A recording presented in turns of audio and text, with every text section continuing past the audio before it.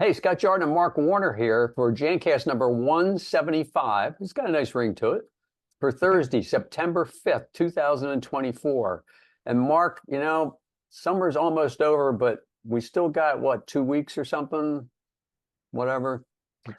What is it? The 22nd, summer's over. And then what do we, is it then fall? And then we got to go into when's winter start? I don't know. Can't keep track of this. No, but it's all boils down to the glass is half full or half empty, right? So That's right. Labor Day came and went, marks the kind of technically the end of summer. But Yeah. I was talking to a bunch of people, and some of the prettiest weather that Northeast gets is Yep. between Labor Day and a couple weeks into October. Yeah, So before all those pesky things fall off the trees, otherwise known as leaves. yes, it's biodegradable debris. Yeah, as long as you don't have to bag it up and everything else. Well, let's get into the show. So we have some unfortunate news of a past guest on our show. Don Aslett passed away on the 21st of last month, and quite a list of stuff that this gentleman was involved in from the very beginning, right, Mark? He was pretty amazing. I Yeah. remember when we did the show, he talked a little bit about where he got his start, and he started with his own little cleaning company, Hmm. which Yeah. became a gigantic monster of a cleaning company called Varsity Cleaners. And that gave him all the ability to do all these other things that he did. I mean, Yeah. he started the Museum of Clean, which has the world's oldest vacuum cleaner and statues of custodians and stuff. But I was stunned because I haven't been to the Museum of Clean, and I'd really like to because it's part of Yeah. my career. I would love to see it, but I remember thinking it might have been like this 10,000 square foot, strip mall office space, but No, no. it's a gigantic multi-story Yeah. building that goes half a block. I was Yeah. really, really stunned when he talked about that. And, he obviously did that, but he simultaneously started his own foundation, the Clean World Yeah. Foundation. Yeah. So, but on top of all that, Scott, you were telling me about some of the books he wrote that, Yeah, I back guess. in the day, we've talked about in the past about Gordon Clausen of the Clausen carpet line that we've got, and he innovated teaching people how to clean carpet in-house, where Don kind of has a whole wide variety of stuff. He had motivational books that were back in like 45 years ago, before motivational books were really happening. And then he got into like books on how to clean too, Yeah. which he was trying to teach, I guess, homeowners how to clean like commercial cleaners did back then, which is kind of unheard of at that particular time. You were telling me some of the names of them, like crazy names, like Clutter's Last Stand. I thought that was hilarious, and Stain Buster's Bible, That's right. Is there life after housework? Well, the one about the barnyard I thought was awesome. Oh How did yeah, that one go? everything you need to know about business, I learned from the barnyard. Whatever, not exactly sure what that means, but No, it just conjures up some images that may sounds like a bunch of manure or something. So I guess that's the way you can relate it to cleaning a bathroom, maybe, right? yeah. It's just bigger. What was amazing is during our Jancast show, that was in what, 2022. Yeah, Um, with him and his son Grant. Yep. yeah, yep, that was Jancast What was it? 136. 136, November Yeah, 24th, 2022. I remember how vibrant and energetic he was Yep. Yep. during that call. So he will be missed. Yep. We'll have to check with Grant because previously I know at last year's show, the ISSA show, he had a little section with he brought a bunch of stuff from the Museum of Clean because we were going to ship over some of my dad's stuff when Franklin Research, which was the brand that my grandfather started. We were going to ship stuff over, but we couldn't get it done at the last minute because we weren't exhibiting. But maybe we'll bring something this year. Well, I'm wondering if maybe this is the year there may be a big effort put towards doing the Museum of Clean as a honorarium Oh yeah, for true. Don Yep. Aslett. He was huge advocate of ISSA. Yep. So I wonder if there's something bigger and better and badder than Good more point. special than ever was before. Be Yeah, interesting to find out. we'll put in the show notes the link to the previous show, that 136, so you can, And listen to then that and get more info. we can offer to use the entire audience of Jancast.com and put the call out for anybody that's got any historic relics, Oh yeah, they're always looking for it. Yeah, Yeah, yeah. yeah. Yeah. One of those big statues. The picture I saw when we're doing some research on it, in the Museum of Clean. He's got, like Paul Bunyan type guy, but he's a cleaning guy that's like 30 feet tall. I mean, Yeah, yeah. yeah, yeah, pretty cool stuff. I don't think they ship that anywhere though. No, no, I Could don't you think so. could you But imagine seeing apparently that? they have a bunch of school kids that come and learn about cleaning and stuff. It's kind of like the field trip of the area. I could just picture like an 18-wheeler flatbed with this 30-foot custodian strapped on the statue and going down the highway and go, hey, mom, dad, what's that on the back of that truck? Oh, Or drive it down that's a the strip in custodian. Vegas, right? Well, Yeah. aside from that kind of bad news, but he's a good guy and did a lot of great stuff. But so Safer Choice is doing a lot of stuff in the news now, huh, Mark? Yeah, actually, they're making some changes, and Yep. that's probably appropriate. It ought to be, I would think, best practices for any of these things ought to be a living, dynamic, constantly evolving, constantly improving program because you can't know everything up front, and I think there's a lot of learning curves that have happened since the advent of the green and sustainability movement, Yeah. I remember back at one point, Scott, there was a big question about whether fragrances could even be allowed in a Yeah. product.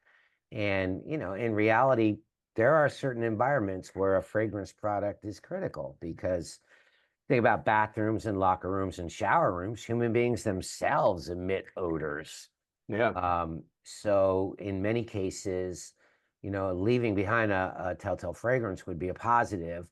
And I think where they've looked at this is kind of looking at it rather than being oil-based fragrances, being Right. more bio-based, something along that lines. Yeah, well, they added this new category, odor elimination chemical, a chemical additive used to remove odorous chemicals.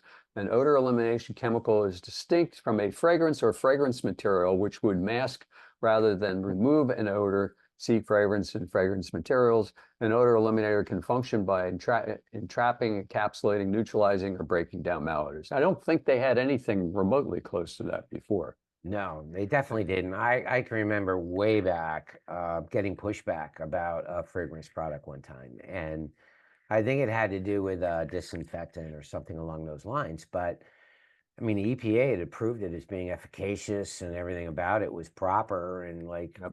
you can't just try to take a fragrance out of an EPA registered, you can't change the formula of an EPA Right. registered product. Right. So, Yep. and So then, wait, hey, blatant product plug. We just happen to have a product called RX 420, which is a fragrance-free odor counteract. Maybe we'll have to look into getting it Safer Choice approved. But in the meantime, it's a great product. So if you need to learn more about it, check below in the links. well, my favorite part of it, this actually reinforces the science that we've talked about Yeah. when the RX 420 was launched. The idea that odor counteractant agents are not the fragrance package. They're two separate things. Yeah. And way back in the day, the Monell Chemical Senses Center, University of Pennsylvania, they did all this studies on this stuff and realized that you could counteract odors by literally mutating their shape. Right. And it had nothing to do with the fragrance package. So I remember hearing your dad speak about initially trying to introduce a product that had odor counteractants in it without a fragrance package. And everybody was like, whoa, wait a minute, time out. We need to have some lingering scent. Yeah. Otherwise, people will know we put it there, Yep. And I was kind of like, well, wouldn't the like lack of stank be an indication you use something? But People everybody don't, needed, yeah, they don't know the difference. If they can't smell anything good or bad, they they they don't even think about it, I guess, right? well, now that's what everybody talks about with RX 420. Yeah. Oh yeah, you sprayed that. I don't smell anything. It's like, Exactly. I got a specialty use for it we didn't talk about, but I've been testing it. As you know, I do a lot of water sports, and it involves, in some cases, wearing wetsuit booties. And those of you that have scuba dived or surfed or anything else know that the stank smell you get out of wetsuit booties or wetsuits in general, because it slow dries. Well, I've been trying the 420, specifically an A/B test. So I have a left foot and a right foot, and I smell one, and it's like, whoa, this is terrible. So I spray the 420 into only one of them, and then after a day, I can go back, and there's a significant difference between the one that we sprayed the 420 into versus the one we didn't. So it's kind of out of the Jansan market, but stuff works and doesn't leave any fragrance behind. It's also the fragrance oils in general might harm the neoprene, so good from that standpoint. So it doesn't relate to the janitorial industry at all, but Well, it does to the safer choice yeah, evolution of how they're actually acknowledging that this science exists, and they're kind of putting their, I don't know, I look at it as a mark of approval yep, from us, safer choice, to say, that's there is such a science, and that's what people should do. Like, all right, great. yep. They're also doing the cleaning service certification these days too. Yeah, So that's that one's really brand new, right? yeah, yeah. So I guess that's the idea, ultimately to protect the workers, but the idea is that they're using products that are not toxic for the human beings or the environment. And Yeah, so that's always a good thing. And, we've been an advocate of that forever. In fact, I have to say that the cleaning industry in general has done a lot of this policing of itself yeah, by itself. yeah, So it didn't take an act of Congress for the cleaning industry to kind of evolve into safer, non-toxic products. I mean, yes, there are certification bodies out there like Safer Choice, and there's others, yeah, many others. Um, but it was kind of neat to see the cleaning industry in general kind of recognizing the need to make sure that there, weren't any toxic elements that would affect humans or the environment. And going way back 100 years ago, Scott, people used to take, urinal pucks oh yeah. or toilet deodorizers, and they had things in it like formaldehyde and Yeah. early Worked really great. You chemicals. just couldn't smell anything afterwards. You couldn't even smell gas if you filled up your car. Like, what is this stuff? What's it doing to my body? Yeah. So that was, back in the day, there were, products that had 111 trichlor in it, and acetone and toluene and methylene chloride. And really happy to say all that stuff's been moved out of the industry too. Yeah. So anyway, with all that said, it gives the opportunity for these service providers to get themselves documented in that way, which is pretty cool. Yeah. 'Cause, It's you know, safer choice. another fee. Don't take this too badly, safer choice, but I from having experience in what the cost is, and I'm not going to quote any numbers, but so when you want to do something with Safer Choice or Green Seal for that matter, or any of the others, UL, you pay a fee for certification, right? And then you pay another fee after a certain number of years. You get there's a audit fee, and then there's also a renewal fee. There's two. Why they don't do the audit and the renewal at the same time? I think it's like, hey, you want HBO, we'll throw in something else for the same price. No, you want HBO and you want stars, you got to pay separately for both of them. And then on top of it, now we have this new one that is this certification program that involves a whole nother fee structure for the commercial cleaning people, and they have to use Safer Choice approved products, which is going to be a little problematic in general, just because we have two products certified through Green Seal because the parameters for certain ingredients, you weren't able to make a stripper that worked as well under the Safer Choice protocol versus the Green Seal protocol. So I don't know how they marry. They don't. I guess obviously they can't marry Green Seal and Safer Choice because they're two competing things. But very interesting that they're getting into the cleaning part of it, not just the product part of it. Well, I remember Scott Case one time, and Yeah. he was a huge advocate for green and sustainable movement. He and other folks like Stephen Ashkin. And Yeah. um, with that said, I remember him telling me that there were over 500 green certification bodies in the world, from Hmm. Nordic Swan Oh to yeah. Green Seal to, Eco Logo, and then later UL. And, Safer Choice is EPA's version of it, but that doesn't mean any of the others went away. And I know that there was a lot of conversation at one point regarding whether you could demand one and not the other. Yeah. So that might actually end up happening with this, where somebody says, "Hey, it's Green Seal approved. Why wouldn't it qualify as a green and sustainable product for use by somebody trying to achieve the Safer Choice cleaning service certification?" And I think Yeah. it's a valid argument. The other thing that I thought was really fascinating, Scott, is they're looking at the packaging, and Yep. that makes a lot of sense too. When you think about you've heard of the garbage dump of the Pacific.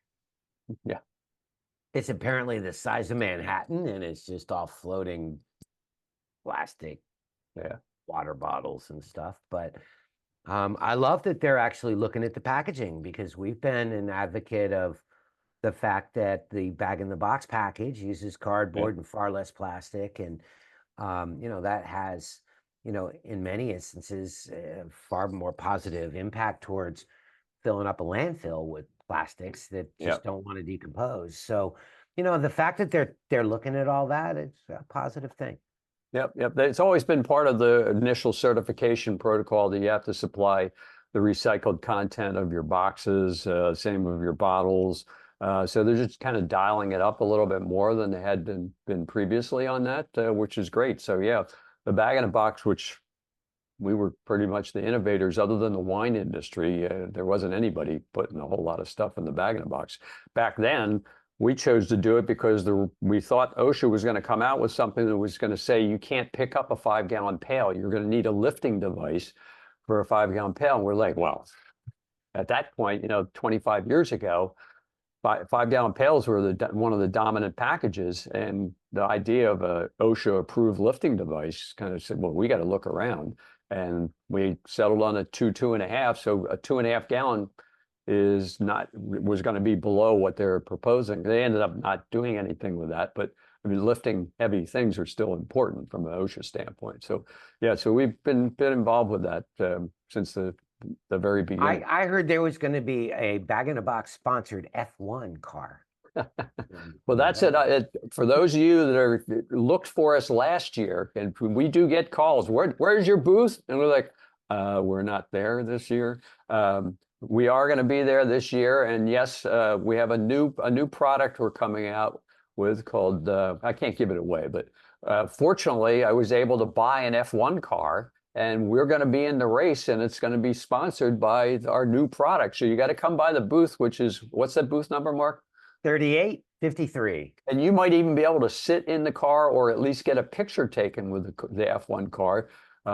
So that's pretty exciting. I hope we can make it around the track and not hit one of those metal Manhole things. covers. Yes. Yeah, wouldn't that be terrible to put a couple mil into a car, or more than a couple mil, and its first lap, the bottom gets ripped off because they left the manhole cover too high. Crazier things I don't have think that'll happened. happen again. No, but I'm anxious to see this F1 car. So am I. So thanks for tuning in, and again, visit the ISSA show. When is it? It's a couple days before Thanksgiving. You don't need to worry about Thanksgiving. The more important one is the show. Be there, be square, right? Booth number 3853. 3853, and we'll be there with bells on. Yeah. Well, thanks for tuning in, folks. Great show. Nice seeing you on Zoom again, Mark. Yep. Well, we're just down the hall. That's right. Have a good rest of the day, and thanks again for tuning in. All right. Thanks, everybody. See y'all.